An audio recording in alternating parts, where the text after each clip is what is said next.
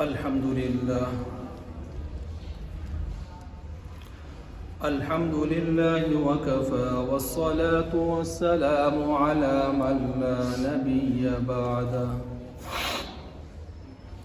وعلى آله وأصحابه الذين أوفوا عهده وعلى من تبعهم بإحسان إلى يوم القيامة. أما بعد فأعوذ بالله من الشيطان الرجيم. بسم الله الرحمن الرحيم.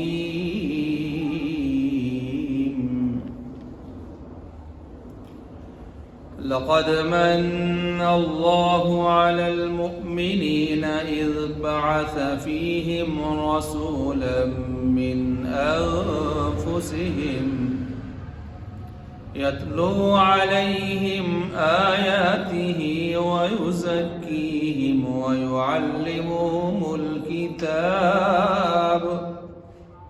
ويعلمهم الكتاب والحكمة وإن كانوا من قبل لفي ضلال مبين.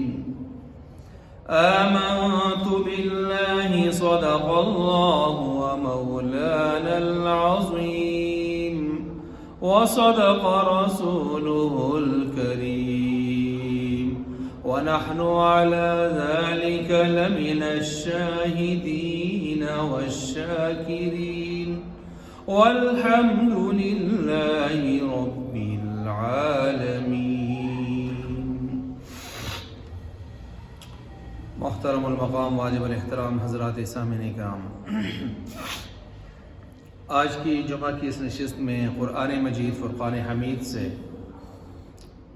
ایک آیت کریمہ تلاوت کی ہے. اس آیت کے ذیل میں ایک عظیم الشان موضوع سیرت النبی الاعظم حضرت محمد مصطفیٰ احمد مجتبیٰ صلی اللہ تعالی علیہ وسلم کی سیرت کے حوالے سے مختلف گوشوں پر مختلف ذیلی عنوانات کے ساتھ گفتگو کا ایک سلسلہ شروع ہے.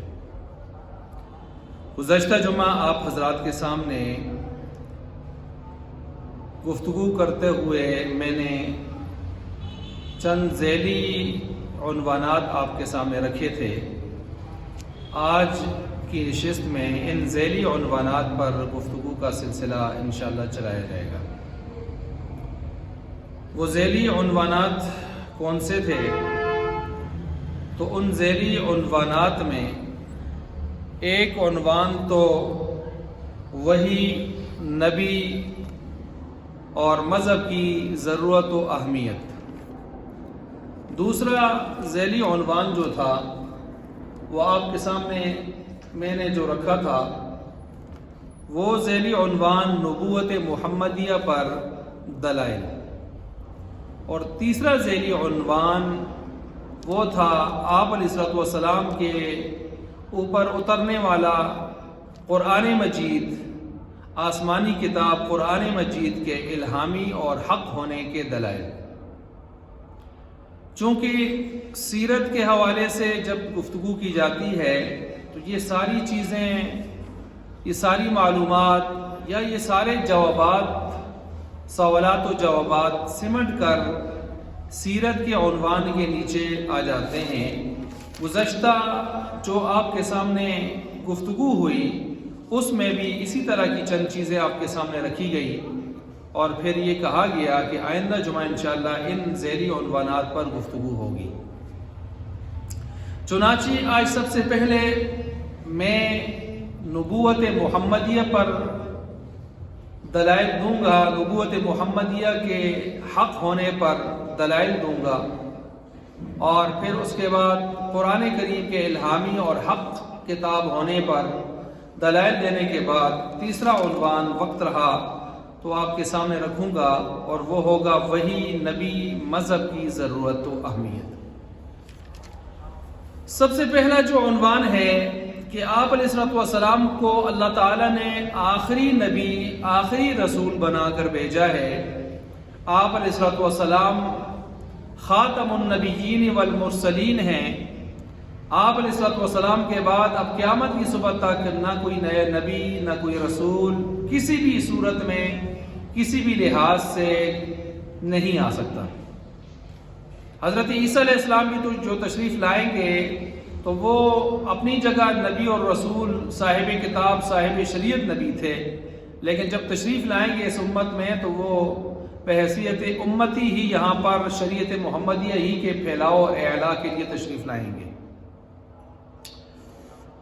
تو آپ علیہ الصلوۃ والسلام کو جو نبوت اللہ تعالیٰ نے عطا فرمائی اس میں پہلی دلیل یہ ہے کہ آپ کی شخصیت نبوت کے اعلان سے پہلے بھی ایسی مسلم تھی، ایسی متفق علیہ تھی، ایسی غیر متنازع شخصیت کے مالک تھے آپ کہ اپنے تو اپنے پرائے بھی آپ کی صفات گننے سے اور آپ کی تعریف کرنے سے قاصر نظر نہیں آتے تھے.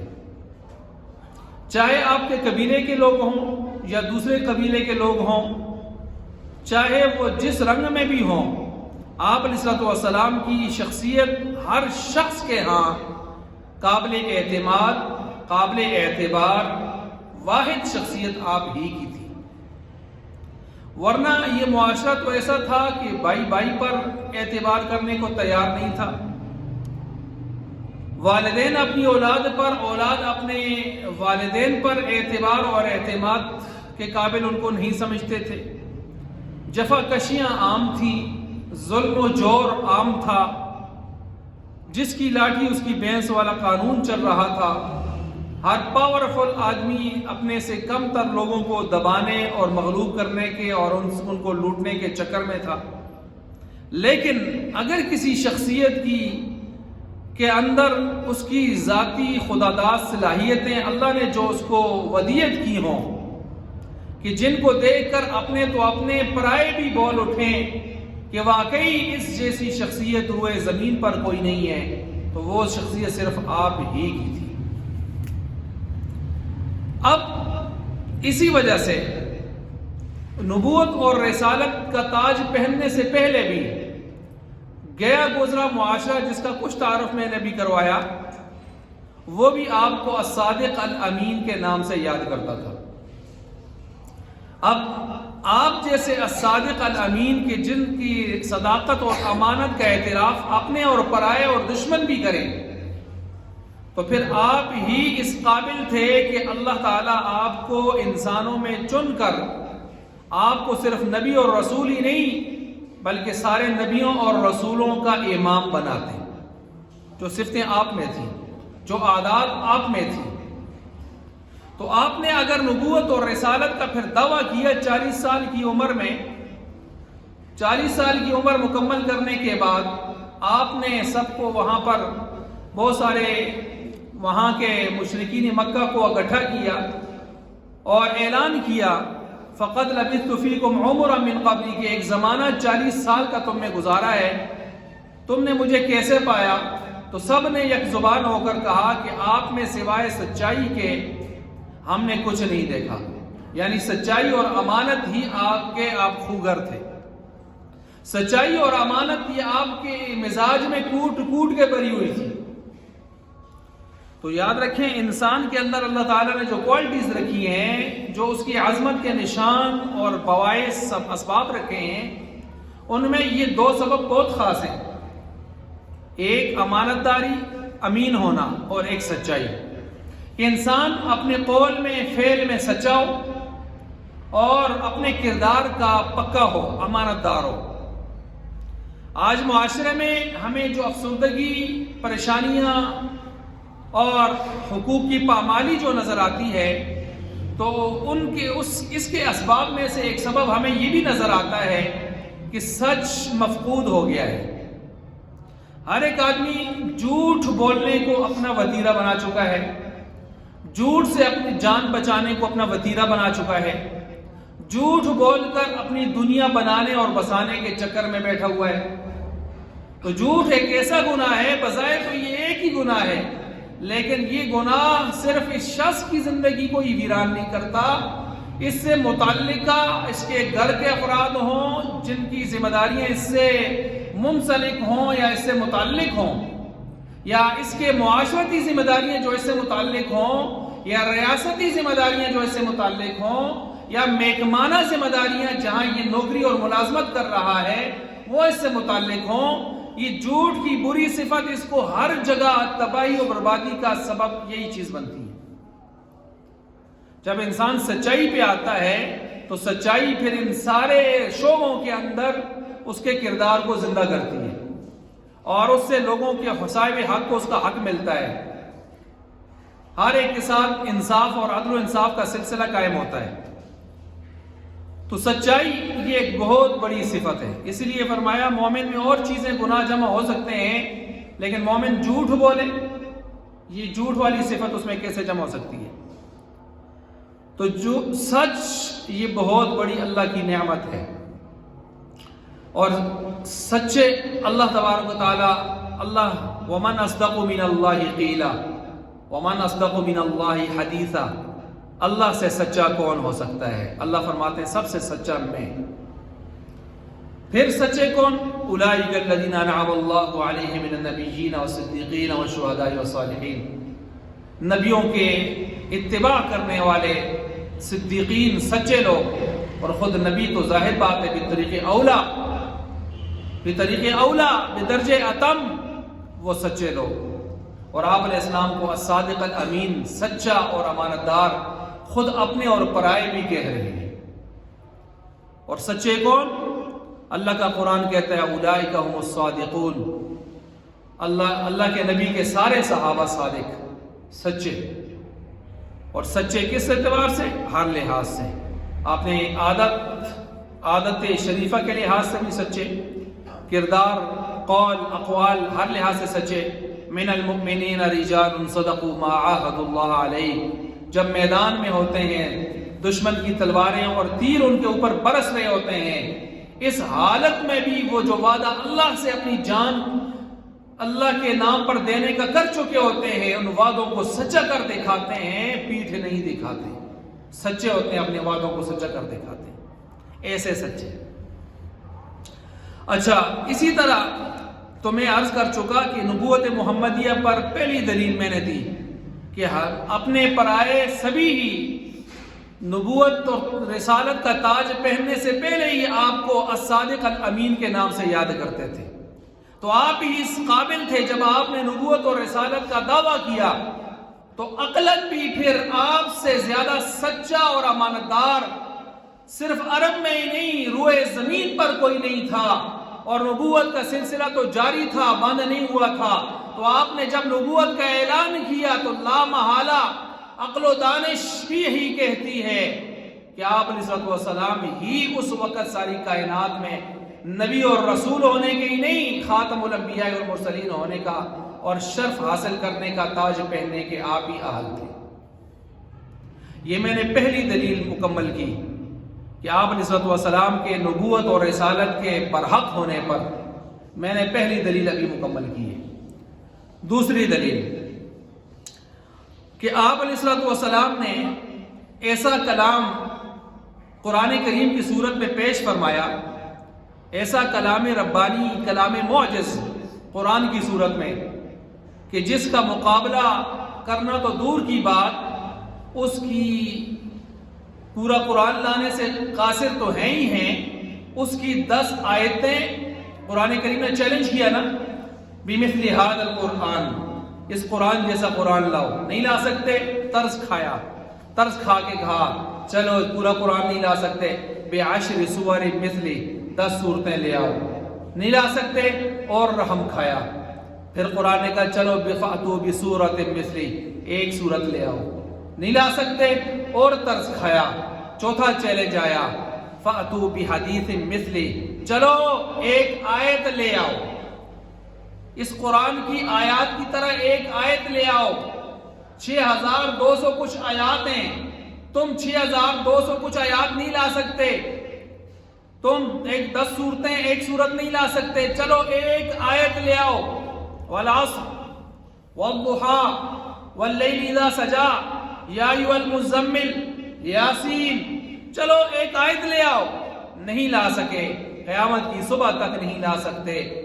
تو پھر بتائیے کہ جب آپ علیہ السلام نے ایسا کلام پیش فرمایا کہ جس کی نظیر اور مثیل مثال لانے سے سارا عرب قاصر ہو گیا، ساری دنیا قاصر ہو گئی، آج دنیا مستشرقین سمیت دشمنان اسلام نے بہت کوشش کی، سینکڑوں ہزاروں اعتراض اسلام پر اٹھانے کی کوشش کی، لیکن آج تک ان کو یہ توفیق نہیں ہوئی کہ قرآن کے ان چیلنجز کا مقابلہ کر سکے، کوئی ایک آیت، کوئی ایک سورت لے کر آ سکے، نہیں لا سکے، اور قیامت کی صبح تک نہیں لا سکتے۔ تو جب آپ علیہ السلام نے ایسا کلام پیش کیا تو پتہ چلا کہ آپ کو اللہ تعالیٰ نبی اور رسول بنایا ہے، اور آپ کو ایسا کلام دیا ہے کہ جس کا مقابلہ قیامت کی صبح تک کوئی نہیں کر سکتا۔ ورنہ اگر دنیا کے اوپر کوئی آدمی جھوٹا دعویٰ کر لے اور اپنی طرف سے بہت ہی لائق فائق کیوں نہ ہو، اپنی طرف سے کچھ بنا کے لائے، تو دنیا میں وَفَوْقَ كُلِّ ذِي عِلْمٍ عَلِيمٍ، ہر جاننے والے پر کوئی جاننے والا ہوتا ہے، ہر ماہر پر کوئی ماہر ہوتا ہے، اس کا جواب اگر اس دن نہ صحیح، اس مہینہ نہ صحیح، اس سال نہ صحیح، کچھ سالوں کے بعد اگلے جواب لے آتے ہیں، لیکن آپ کے چیلنجز کا جواب اب تک اور قیامت کی صبح تک نہیں آ سکے۔ پتہ چلا آپ علیہ السلام اللہ کے سچے نبی اور رسول ہیں۔ یہ میں نے دلیل نمبر 2 دی۔ اسی دلیل نمبر 2 میں دوسری بات، جوامع الکلم، آپ کو اللہ تعالیٰ نے جو صفات عطا فرمائی ہیں ان میں ایک یہ کہ آپ جامع الکلم ہیں۔ آپ کی جو احادیث ہیں، آپ کی بعض احادیث، آپ کے احادیث کے بعض الفاظ ایسے ہیں کہ آج تک عرب دنیا ان پر حیران ہے۔ کوزے میں سمندر کو بند کرنے والے، چھوٹے چھوٹے جملوں میں واعظ و نصیحت کا سمندر بند کرنے والے، یہ اگر آپ علیہ السلام کی احادیث کو آپ پڑھیں، علماء نے اس پر رسالے لکھے جوامع الکلم کے نام سے، ویسے بھی آپ احادیث پر غور کریں، آپ نے جو پیشگوئیاں دی ہیں، آپ نے جو واعظ و نصیحت کی باتیں ارشاد فرمائی، آپ نے جو ہدایات ارشاد فرمائی، آپ نے جو اسلامی شرعی تعلیمات ارشاد فرمائی، آپ نے جو احکام بتائے، سکھلائے، تو وہ آج بھی زندہ و تابندہ، زندہ و جاوید ہے۔ آج بھی ان تعلیمات کو آدمی پڑھتا ہے، آج بھی ایک ایک حدیث کو ہم جب لیتے ہیں ہمارے مدارس میں، ایک ایک انما الاعمال بالنیات آپ میں سے ہر ایک کو آتی ہے۔ اس ایک حدیث کو جب امام بخاری رحمۃ اللہ علیہ اپنی بخاری میں 7274 سے زائد حدیثیں جو لائے ہیں، ان میں بخاری کو شروع اس حدیث سے کر کے انہوں نے ایک ہی اشارہ دیا کہ میری بخاری کو پڑھنا ہے تو پہلے اپنا دماغ، اپنی نیت ٹھیک کر لو۔ اگر اپنی نیت میں اخلاص، تقوی پیدا نہیں کیا تو میری بخاری پڑھنے سے تمہیں کوئی فائدہ نہیں ہوگا۔ اب یہ جو انما الاعمال بالنیات والی حدیث ہے، اس حدیث پر ہمارے شیوخ الحدیث ایک نہیں، 2 نہیں، 3 4 5 7 دن، ہفتہ ہفتہ اس ایک حدیث پر لگا لیتے ہیں، لیکن تشریحات ختم نہیں ہوتی، تشریحات ختم نہیں ہوتی۔ یہ کیا ہے؟ آپ جامع الکلم ہیں، آپ نے کوزے میں سمندر کو بند کر کے رکھ دیا ہے، آپ نے ایک ایک حدیث میں وہ باتیں ارشاد فرما دی ہیں، اس میں سمو دی ہیں، پرو دی ہیں، سمیٹ دی ہیں کہ آدمی ایک ایک حدیث کو لے کر گھنٹوں ان پر گفتگو کر سکتا ہے۔ یہ آپ علیہ السلام کے نبوت محمدیہ، رسالت محمدیہ کے حق ہونے پر دلیل نمبر 2 میں نے مکمل کی، 2 دلیلیں دی ہیں۔ یہ صرف نقلی ہی نہیں، عقل کے دروازوں پر بھی دستک دی جا رہی ہے کہ آدمی عقل کی دنیا میں، اگر جو عقلانی لوگ ہیں، عقل پرست لوگ ہیں، جو عقل کی ہی پوجا پاٹ کر بیٹھے ہیں، وہ بھی اگر ان دلائل پر غور کریں تو آپ علیہ السلام کی نبوت اور رسالت کے حق ہونا بالکل واضح ہو کر سامنے آ جاتا ہے۔ 2 دلیلیں۔ تیسری دلیل، آپ علیہ السلام کو ہر طرح کوشش کی گئی کہ آپ کا جو تبلیغ کا سلسلہ تھا اس کو بند کروایا جائے۔ یاد رکھیں، باطل نے ہمیشہ کی طرح آپ کے ساتھ بھی وہ حربے آزمانے کی کوشش کی۔ باطل نے آپ اگر پڑھیں گے وہ ازل سے ابتدائی آفرینش سے تو آپ کو نظر آئے گا اہل حق کو حق سے باز رکھنے کے لیے چند حربے آزمائے گئے. کہیں للچایا گیا, کہیں دمکایا گیا, کہیں بدنام کیا گیا اور کہیں ظلم و ستم ڈھایا گیا. یہ 4 حربے یاد رکھ لیں. ہمیشہ اہل حق کے ساتھ یہ 4 حربے آزمائے گئے. للچایا گیا, للچانے کا مطلب لالچ دی گئی, آپ یہ کام نہ کریں, بدلے میں آپ جو چاہتے ہیں آپ کو دے دیا جائے گا. اچھا, جب دیکھا کہ للچانے پہ نہیں آ رہے تو پھر دوسرا حربہ آزمایا, دمکایا, باز نہیں آتے ہم یہ کر دیں گے وہ کر دیں گے.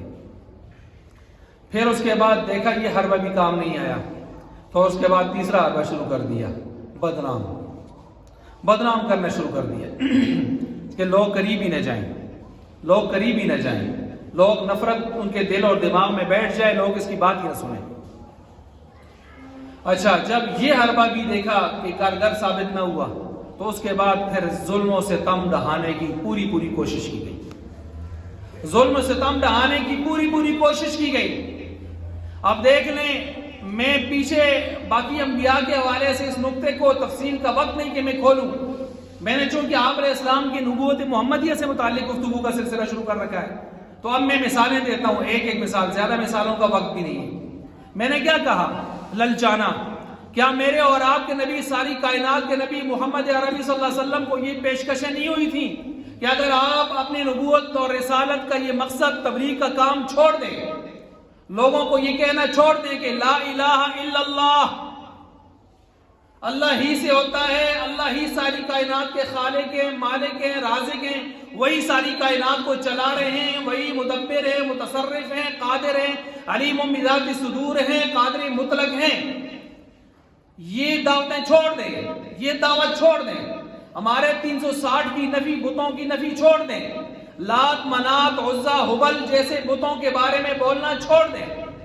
نظام کے بارے میں بات کرنا چھوڑ دیں. تو پھر اس کے بدلے میں جو چاہتے ہیں ہم آپ کو دینے کو تیار ہیں.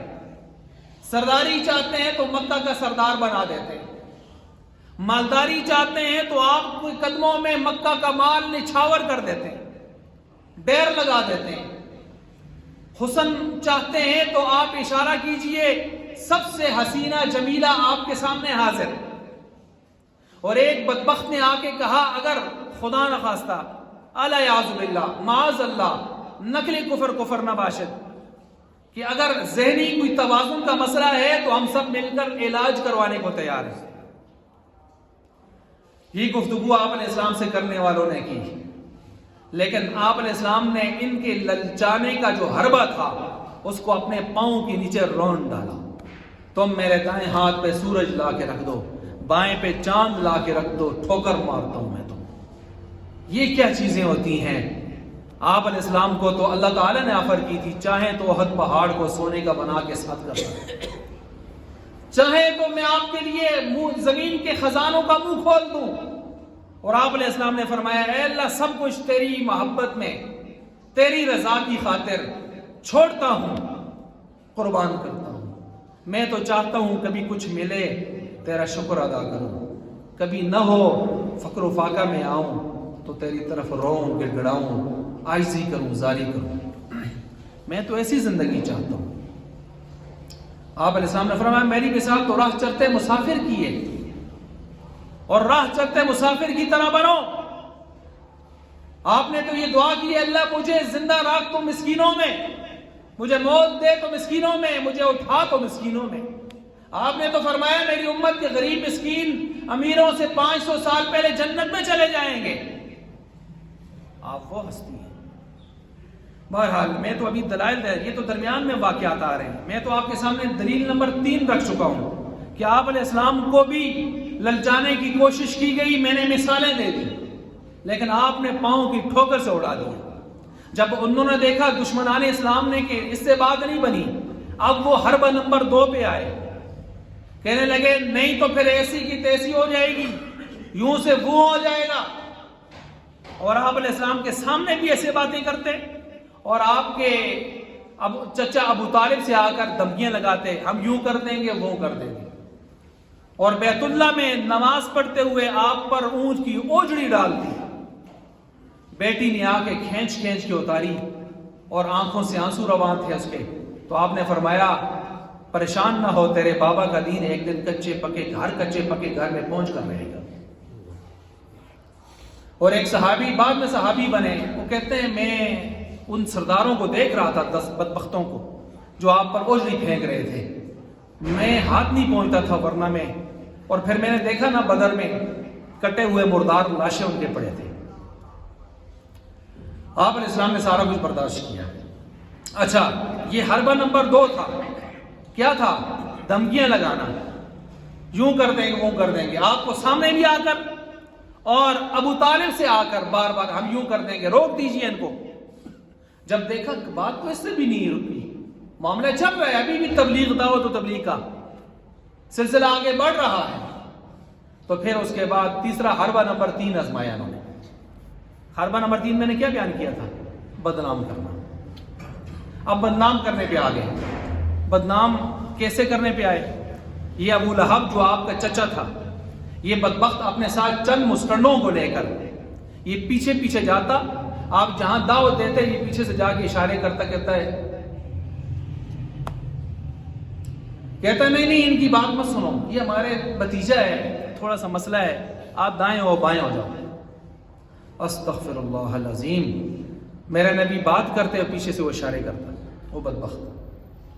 اچھا، یہ حربہ نمبر 3 بدنام کرنے کا۔ حربہ نمبر 3 قرآن بیان کرتا ہے، مفتر بل افترا، کہتے ہیں انما انت مفتر، آپ گڑ کے اپنی طرف سے لا رہے ہیں کلام مقدس۔ یہ کون تھے؟ جو جٹ قسم کے لوگ تھے، یا وہ تھے جو ضدی بہت تھے، جانتے تھے کہ یہ کلام اللہ کا ہی ہو سکتا ہے، کسی انسان کا بشر کا نہیں ہو سکتا، لیکن پھر بھی کہتے تھے یہ بنا کر لا رہا ہے۔ اور قرآن نے کئی جواب دیے اس سوال کے، اس طرح اعتراض کے۔ ایک جگہ ہے جواب دیا وَمَا كُنْتَ تَتْلُو مِنْ قَبْلِهِ مِنْ كِتَابٍ وَلَا تَخُطُّهُ بِيَمِينِكَ إِذًا لَارْتَابَ الْمُبْطِلُونَ، آپ اس نبوت اور رسالت سے پہلے آپ لکھنے پڑھنے والے نہیں تھے، آپ لکھ نہیں سکتے تھے، پڑھ نہیں سکتے تھے۔ کیوں؟ اگر لکھ پڑھ سکتے ہوتے اِذًا لَارْتَابَ الْمُبْطِلُونَ، شک کرنے والے شک کر جاتے، لکھا پڑھا انسان ہے، بنا کے لا رہا ہے۔ یہ مسئلہ ہوتا۔ اور ایک مسئلہ اور بھی ہوتا کہ آپ لکھنے پڑھنے والے ہوتے تو آپ نے کسی دنیا میں کسی انسان سے سیکھا ہوتا، اور جس سے سیکھا ہوتا ہے وہ استاذ ہوتا ہے، اور جو استاذ ہوتا ہے وہ درجے میں بڑا ہوتا ہے، اور آپ سے بڑا تو کائنات میں نہ آیا تھا نہ آ سکتا تھا۔ اس لیے اللہ نبیوں کو دنیا میں کسی غیر نبی سے نہیں پڑھواتے، براہ راست جبریل امین کے ذریعے، وحی کے ذریعے تربیت فرماتے ہیں، تعلیم بھی دیتے ہیں، تربیت بھی فرماتے ہیں۔ دنیا میں کوئی استاذ ان کا نہیں ہوتا، کیونکہ انہوں نے ساری دنیا کا استاذ بننا ہوتا ہے، سب سے اوپر ہونا ہوتا ہے، اس لیے رتبہ مقام ان کا اپنی جگہ قائم رکھا جاتا ہے۔ اچھا جی، تو میں عرض کر رہا تھا کہ یہ حربہ نمبر 3 بیان کر رہا تھا، کہنے لگا مفتر، گڑ کے لا رہا ہے، اور کیا بدنام کرنے کے لیے کہیں سے آوازیں کسے، آپ شاعر ہیں، شاعر تو شاعر ہوتا ہے، اس کی باتوں میں کوئی حقیقت نہیں ہوتی۔ وَالشُّعَرَاءُ يَتَّبِعُهُمُ الْغَاوُونَ، قرآن بھی یہی کہہ رہا ہے، اور قرآن نے آپ کے بارے میں صفائی دی وَمَا عَلَّمْنَاهُ الشِّعْرَ وَمَا يَنبَغِي لَهُ، شاعری آپ سے جڑتی نہیں ہے، آپ نے کلام ایسے بولے ہیں جو شعروں پر فٹ آئے ہیں، لیکن وہ شعر نہیں ہیں، کیونکہ شعر ہونے کے لیے علم عروض والقوافی پڑھنے والے سمجھنے والے جانتے ہیں کہ شعر کے شعر ہونے کے لیے 3 شرطیں ہیں، وہ 3 شرطیں یہاں نہیں پائی جا رہی ہے شعر کے انداز میں۔ انا ابن عبد المطلب، انا ابن عبد المطلب، انا النبی لا کذب، انا ابن عبد المطلب، کئی آپ کے ایسے بخاری کے اندر بھی موجود ہیں۔ تو آپ علیہ السلام کے بارے میں کہنے لگے آپ شاعر ہیں، حالانکہ آپ شاعر پروفیشنل نہیں تھے۔ کئی اٹھ کر کہنے لگے آپ ساحر ہیں، جادوگر ہیں، معاذ اللہ۔ کئی اٹھ کر کہنے لگے آپ پر جادو ہوا، کچھ اٹھ کر کہنے لگے آپ معاذ اللہ مجنون ہیں، کچھ اٹھ کر کہنے لگے آپ کاہن ہیں، جادوگر، ستارہ پرست، ستاروں سے حساب کرنے والا۔ اب دیکھیں یہ الزامات قرآن ہی بیان کر رہا ہے، جو لگانے والوں نے لگائے حربہ نمبر 3 بدنام کرنے کے لیے. اور یہ باطل کی کوشش ہوتی ہے اہل حق کو پہلے دبا کے اوے باز آ جاؤ، یا دیکھا کہ پہلے اس کی حیثیت زیادہ ہے، ایک دم دبانے سے شاید بات نہیں بنے گی، پہلے کہتے ہیں پیسے شیسے کوئی ڈیل کر کے نوسا نہ آئندہ جی گل نہ کر دے کرو. جب دیکھا اس سے قابو آ گیا بس معاملہ ختم. نہ آیا پھر اس کے بعد آنکھیں، نہ آیا اس کے بعد بدنام، یہ ایسا ہے، یہ ایسا ہے، ایسا ہے، اندر کھوڑیاں پاٹ رہنے کے لیے چوہا. آئی بات سمجھ؟ یہ ہمیشہ اہل حق کے بارے میں یہ حربے استعمال ہوئے ہیں، اپنے دماغوں میں اس چیز کو بٹھائیں. اور آج بھی اہل حق کے بارے میں یہ 3 حربے. اور آج تو چونکہ سوشل میڈیا کا دور ہے، سوشل میڈیا اینڈ دجال میڈیا. دجال یعنی سفید کو سیاہ اور سیاہ کو سفید کر کے پیش کرنے والا، برے کو اچھا اور اچھے کو برا، نیک لوگوں کو، اچھے لوگوں کو، باسیرت لوگوں کو، تقوی اور کردار کے، اخلاق کے، مہارت کے میناروں کو معاذ اللہ بدنام کر کے، اور گند ساری دنیا کا جن کے اندر موجود ہے ان کو اپنا بڑا قائد بنانے کا فن آج دجالی میڈیا کے پاس ہے، اور بڑے آرام سے کر لیتے ہیں. تو تیسرا حربہ آج تو یوں سمجھیں، اس وقت تو بی ایس لیول پہ تھا، آج M Phil P H D post doc کے لیول تک پہنچ چکا ہے. کسی بھی شخص کو بدنام کرنے کے لیے چند منٹ چاہیے سوشل میڈیا کو بس. پھر دیکھیں کیا سے کیا ہو جاتا ہے.